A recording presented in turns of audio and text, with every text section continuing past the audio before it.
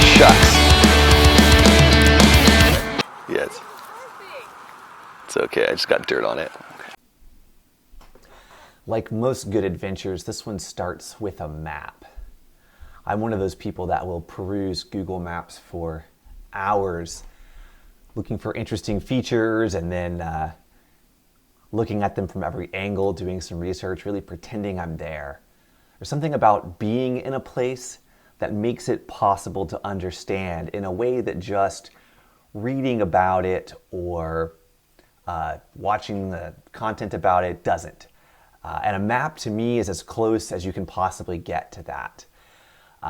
You'll see here that I've got a nice satellite view of Montreal. We can see the St. Lawrence River kind of skating up here. And there's a lot of interesting geographic features in this view, but the one that jumps out to me first is these sort of round green spots that kind of follow each other in like a line. And actually we see another one here. And then if you look closely, you can see another one right down there. What are these? Why are they sort of in a line? Where did they come from? And so today I'm going to visit this one here. This feature is called Mont Saint-Hilaire. It is related to all the other features that I showed, and it's got a lot of really interesting characteristics of its own. So let's take a look and see if we can get out there by bicycle. Yeah, there we go. That's a pretty good route. It's 108 kilometers, so it's not going to be a after dinner thing unless you want to do a night ride. But it is a pretty sweet route. Got a lot of suburban bike paths in here, which are always interesting. Some gravel out here in the rurals. Some farm roads back down, and then pass through the town of Chambly, which is an interesting place in its own right. And then back up, this is almost completely bike paths here. And then this cool bridge across the river and back to home sweet home in Verdun. It's 10 o'clock at night, and we're leaving at about 6:30 tomorrow morning. I'm still not quite sure which bike I'm going to take. We'll go with the adventuresome option. If it breaks down, that'll be even more fun. The frame repair has been completed. I sort of like the gnarly, unpainted look. I have installed, adjusted, and tested the shift linkage, and the Alphine 8 is now shifting as it should with the Juvenile shifter. With the bikes checked over and a repair kit and first aid kit assembled, the only thing left is nutrition. We are going to need quite a lot of calories for a ride like this, so I'm going to whip up a batch of hummus. Hummus is so simple to make that it only takes 20 seconds to wrap the entire recipe in French.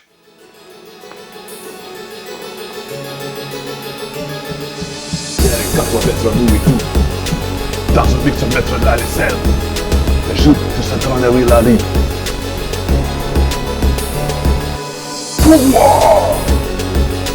Ajoutez le haricot et vive les patatini. With whatever that was out of my system, we were ready to get a good night's sleep and an early start in the morning to rendezvous with the mysterious third member of our company. 6:54 a.m. Waiting for Max. Where is Max? There's Max. Here he comes. He showed up. He showed up right on time. We knew it.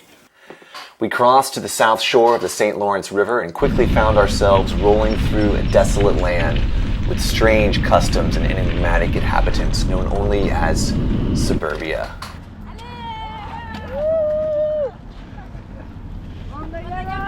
Despite a dangerous encounter with a chicken, we were able to thread our way through the maze of multi-use paths and emerge out into the breadbasket of Quebec. For the first time, our destination loomed ahead of us, so we took a break in the lonesome shade. Behind us, we could see Mont Saint-Bruno, and ahead was Mont Saint-Hilaire, and further in the distance, Mont Rougemont.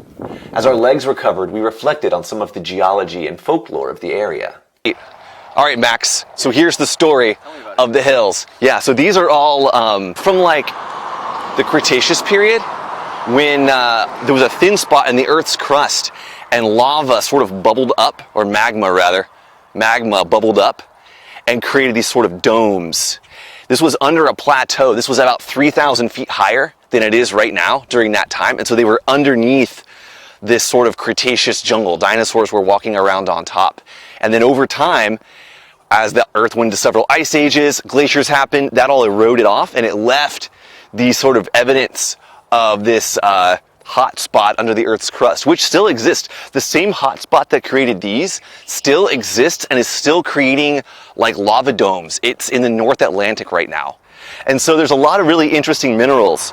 And this has been like a feature. This area is super flat. It's just farmland. It's maybe like 4 feet above sea level until you see these boom, boom, boom, these 7 hills sticking up out of the farmland. And the Native Americans that lived here at the time, they thought this looked like a wigwam. So they called this one basically like Wigwam Hill. And I couldn't find a lot of good legends from the Native Americans, like in French or in any other language, about this mountain specifically, except for that little piece. But I can share something about their wigwams that's kind of cool. They were huge. People think of like a wigwam, like that the word like evokes this like little pile of sticks or something. But they would build these like long houses, and they would host like dozens and dozens of people, usually like 12 to 20 families would live in one of these houses, and they would have 2 levels inside. So you'd go inside, and there'd be like a number of fire pits, and each fire pit would be like allocated to like a couple families, and then they would each have sort of a side of the fire pit as you go down the longhouse, and then they would build these platforms, kind of like a second floor or a loft, all along the side. It just seems like a kind of a cool living situation to me, and that's what that looks like. That's what I'm describing is that, or at least that's what the people thought it looked like. Yeah, we'll talk more about the mineral. Anything else I should say that's like relevant to here? We can talk about the minerals later, maybe. Talk about the quarry? Yeah, so on this... The fate of the rock? Totally. So because of how this formed, these lava domes cooled super, super slowly. And that means that a whole bunch of minerals had time to form and create crystal structures that aren't really like widely seen at all. In fact, there are about 5,000 or so known minerals in the world, and Mount St. Hilaire has around 500 of them. So that's like 10% of the world's known minerals are available in that mountain right there. There's about 50 that are only found in that mountain. Part of the reason why we know there's so many unique minerals is because on the other side of the mountain, a quarry was dug in order to create roads as this area was being like developed in the sort of beginning of the 20th century. And they started finding really interesting stuff. Geologists got involved. They started looking at some of what was being done. And that quarry is still being used today. It's still in use. And they used to let you go out there and actually collect rocks. So rock hounds from all over the East Coast would make pilgrimages here to collect the rocks. And of course, they found some really cool specimens. They found some really neat stuff. But the new quarry owners aren't allowing rock collection anymore. So there's probably like never discovered before minerals that are being like crushed up and spread on roads around southern Quebec. It's kind of sad. So another thing about Mount St. Hilaire, this is actually a good view for this story too, is that it was a major like site of paranormal activity, like going way back. Like there's legends of there being fairies and like forest people in there from the first like white settlers that came here. And in the 80s, there was this like big kind of UFO boom. Everybody was like, UFOs this, UFOs that. People were really excited about UFOs. And there was some people who believed that Mount St. Hilaire was actually like a sort of UFO base. There was aliens that had a base there. And there was a lot of interesting beliefs. People thought that the lake at the top of the mountain was actually a portal, like it went all the way through the earth. And if you went down through the lake, you could reach the center of the hollow earth. And so in 1981, this sort of renowned paranormal UFO guy is Gary something. I forget his name. I'll edit it in. But anyway, he brought like 300 people out here because he had a communication from the mothership that told him that there was going to be a UFO, an alien coming down and landing, and everybody was going to see it. And so 300 people went out there, and you know what happened? It just poured rain on them for hours, and they sat there getting completely soaked to the skin looking for this alien mothership. And a number of them claim to have seen lights in the rain cloud. So it's actually really sweet that it rained because, you know, it was raining. So of course the aliens came, but we couldn't see it because it was raining. But I think I saw a little bit of it through the clouds.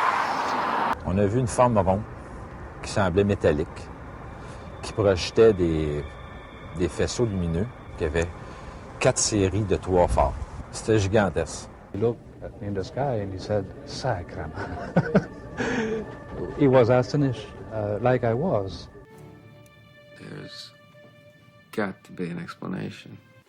The mountain felt so close that we could reach out and touch it, but we still had to cross the river and gain the first elevation of the journey. We were excited to experience the unique beauty and wildlife of the forest and perhaps even summit the pain de sucre or sugar loaf.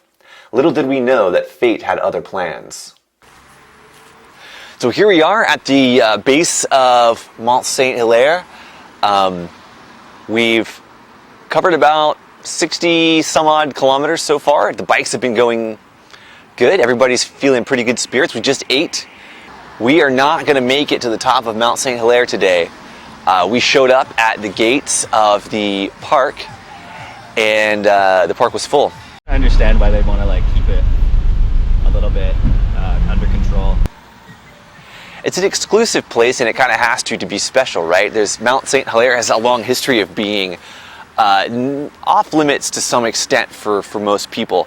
It was originally awarded to this guy who was a soldier for France, and he wanted to make his fortune. He was in his like mid-20s, I think, when this happened, and so he came down to New France, which is what they used to call Quebec, and went around looking at places, saw this area, was pretty impressed by it, and decided to apply for a lordship. And they were handing out lordships like candy back then, because if you were a lord, you owned this land, then you would attract like tenants to come and work for you, and you would develop the land, and it would keep the native people off of it, and it would give France a stronger claim to it and all that. So France was really excited about giving people lordships, and this guy was really excited about getting a lordship, and so he got, I think, something like 190 square kilometers of land. It didn't stay in his family forever. He handed it off to his son handed it off to his son handed it off to his son, and eventually they just couldn't maintain it. They built a mill, they built quite a bit of infrastructure, they built a hotel, but the economy rose and fell, and there was a point at which essentially their holdings were too expensive to maintain. They couldn't afford to keep this land, and so they ended up selling it off to an English businessman. And he's the one who actually kind of continues to develop it, but he kept the mountain preserved, and the lords had kept the mountain preserved to keep it as like a hunting reserve. And so, and they had hired gamekeepers and stuff to work on the mountain as well. And so eventually, by the time that the British guy passed away, he willed it to McGill University, who didn't really know what to do with it when they first got it. But what they decided to do is split it off, keep half of it completely inaccessible to the public, and then the other half would be somewhat accessible but still used as a research station. And so that's why we can't get in right now. They let only a very few people in the part that's even accessible to the public at all, and we thought we would make it in, but apparently it's a really popular place to go this year, so we did not make it in. So we're going to try to ride down another like 40 kilometers down to Chambly, check that place out, and then head back to Montreal. 20 minutes of gentle downhill was a nice salve for our disappointment as our thoughts and our bikes turned towards home. While we coasted back into the river valley, we came upon some strange and dangerous-looking two-headed creatures.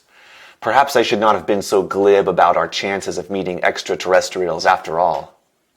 Once back in the valley, we followed the Richelieu River towards Chambly. The Richelieu River was a super important waterway back in the day, and even now it is a part of a series of navigable canals and rivers that go as far as New York City. It was also the site of the deadliest railroad disaster in Canadian history. An hour after midnight in June of 1864, a train passed a danger signal at speed. On the train were around 400 recent immigrants from Europe crammed into one passenger car and 9 boxcars. Railroad regulations at the time dictated a safety stop before any drawbridge, regardless of the presence of a signal, but neither the conductor or the engineer complied as they approached the Richelieu River crossing. The swing bridge was opened to allow a steamer and a series of barges through, and the train and all occupants plunged headlong off the end of the tracks and onto the boats. The aftermath was horrific. The river turned into, as one witness put it, a shapeless blue mass of heads and hands and feet protruding among the splinters and framework. The crew of the boats immediately began to render aid and were joined by folk from the town. As the barges and train cars began to sink, they used axes to hack open the train cars and pull out as many survivors and bodies as possible. Before the night was out, over 99 brand new Canadians had lost their lives. The surviving engineer, who was new to the job, was convicted of negligence and imprisoned for 10 years. A grand jury later found the Grand Trunk Railway Company fully responsible for the disaster after determining that the company was widely ignoring safety protocols. But a subsequent tribunal issued only a reprimand and closed the case. For me, this story still feels relevant over 150 years later, but I was not able to find a monument either along the river or on Google. Even the bridge no longer remains. As we rolled into Chambly, we were immediately drawn to the most conspicuous structure on the river, the huge stone fort. As an American, of course, I think my country's revolutionary history is pretty interesting, but it gets even more complex and insightful when you look at it from other perspectives, such as our Francophone neighbors to the north. In 1775, this fort was the site of the first major move of the American Continental Army after the battles at Lexington and Concord kicked off the Revolutionary War. At this point, the royal officials have been expelled, the Continental Congress is meeting for the second time, and they have fully kicked the hornet's nest, so to speak. They just appointed George Washington as the head leader of the military in June, and the first thought on his mind is to prepare for what's coming. Nearly all of the officers in the Continental Army had fought against France under the British flag 15 years earlier, and they were all well aware of how hard the French had struggled to avoid British rule. To the Continental Congress, it made perfect sense that the French Canadians would want to join their breakaway confederacy, so they authorized a major two-pronged military offensive that would expel the British from Canada by attacking Montreal and Quebec City. The force led by General Montgomery came up the Richelieu River, attacking British positions along the way. They bypassed Fort St. John based on intel from the locals that suggested Chambly was less strongly defended. And in the night, Montgomery's forces were able to smuggle 2 cannons down the river and attack the fort. The British surrendered after a brief siege, and Montgomery was able to send the banner of the 7th Fusiliers back to George Washington, along with 83 prisoners and 6 tons of gunpowder. These were the first British colors captured during the war. He then advanced on to Montreal and was able to expel the British without a major battle. The Americans were even able to capture the fleeing British soldiers, except for Lieutenant Governor Carleton, who disguised himself as a farmer and was able to sneak back to Quebec City without being captured. So the Continental Army is in control of Montreal. Congress has approved Quebec to join the United Colonies, as they were known at the time. Montgomery had been putting up leaflets and giving speeches about liberty and freedom, and it seemed like there was a good chance that Quebec was going to become part of what would soon be called the United States of America. But things had not been going quite so well downriver. It had taken Benedict Arnold months to bushwhack through Maine and reach Quebec City. He got laughed off when he showed up with 600 half-starved men in summer clothes in November and demanded for the city to surrender. Realizing that he had no chance of taking the city, he decided to hunker down and wait for Montgomery to show up. Meanwhile, back in Montreal, Montgomery has left Brigadier General David Wooster in charge. And Wooster begins to implement some very repressive policies. He puts people's livelihoods at risk by restricting trade on the river. He has people arrested for any speech he felt was sympathetic to the British. He attempts to disarm several of the local militias, including imprisoning 83 Canadian militia members here in Fort Chambly. And keep in mind, these are members of the same militia and the same community that Congress is hoping will join the American Revolution. In the spring, Ben Franklin himself came up to Montreal and began negotiating with the clergy and community leaders. By this point, the Montrealers are so fed up of the Americans and have such a poor impression based on their treatment under Wooster, that not even Mr. Benjamin himself could get through to them. Things were going even worse for Montgomery because he was dead. He didn't reach Arnold's forces until December 31st. Anyone who has ever spent a winter in Quebec City knows that it is a completely different animal than a winter in Boston.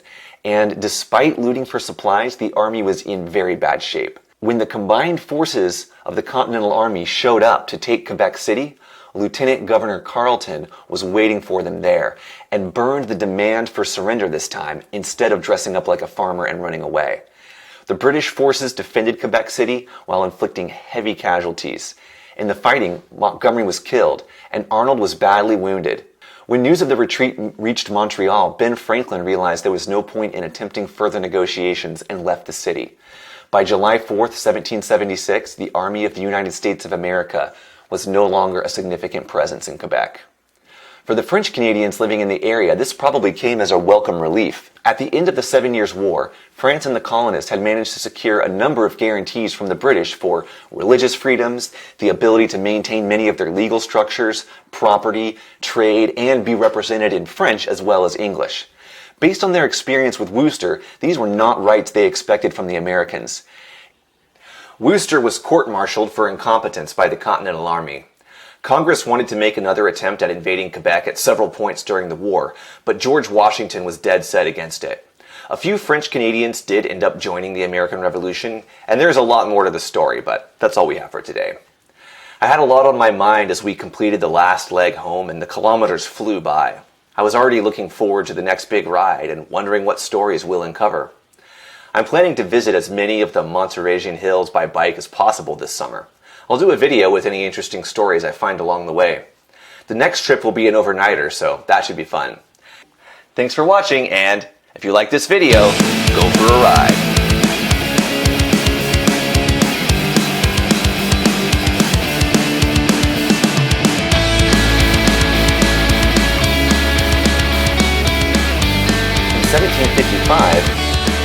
In 1765, 1775, dang.